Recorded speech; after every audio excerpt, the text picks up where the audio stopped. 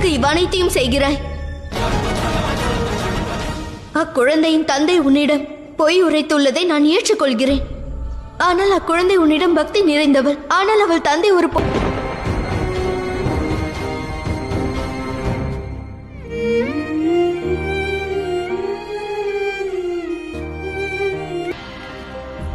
என்னிடம் இருந்து கண்ணீரை மறைக்க தேவையில்லை தாயே. எனக்கு புரிகிறது. இத்தனை வருடங்கள் நானும் எமியும் குருத்தின் பொறுப்புகளை தனியாக கவனித்துக் கொள்ள வேண்டாம். அதனால் இன்று நான் தங்களின் பொறுப்புள்ள புதல்வனாக ஒரு சுமையை குறைத்துள்ளேன்.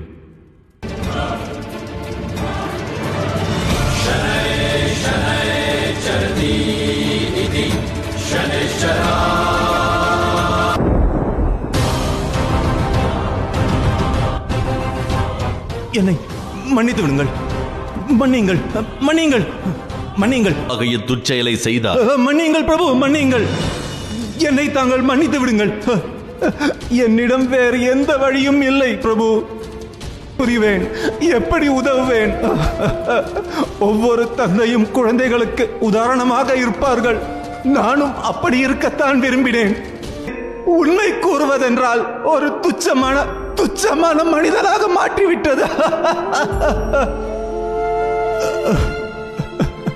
வசிப்பதற்கும் ஒரு இல்லத்தை கேட்க துணிந்தேன். மன்னித்து விடுங்கள், மன்னித்து விடுங்கள் பிரபு, மன்னித்து விடுங்கள். நிறைவு செய்பவர்கள். பிரபு, நான் தங்களுக்கு வாக்களிக்கிறேன். இன்று முதல் நான் என் புதல்வியிடம் எப்பொழுதுமே பொய் உரைக்க மாட்டேன்.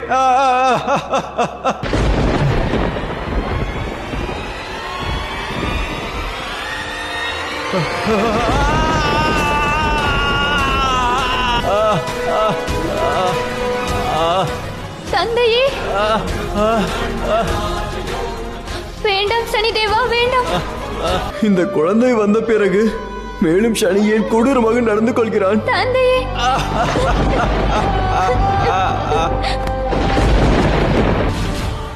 நீ ஒரு தேவன் அல்ல. ஏனெனில் எந்த ஒரு தேவனும் தனது பக்தையை இப்படி துன்பப்படுத்த மாட்டார். நான் உன்னை வணங்கினேன் என்பதை பொறு சனிதேவா. நீ என்ன நினைத்தாய்? எனது தந்தையை துன்பப்படுத்திவிட்டு அப்படியே செல்லலாம் என்றா? அப்படி நினைத்து விடாதே சனி. ஆனால் இன்று பார்த்து விட்டேன். நீ அனைவரின் வாழ்க்கையிலும் துன்பத்தை மட்டுமே அளிப்பாய். அதுதான் உனது செயல்.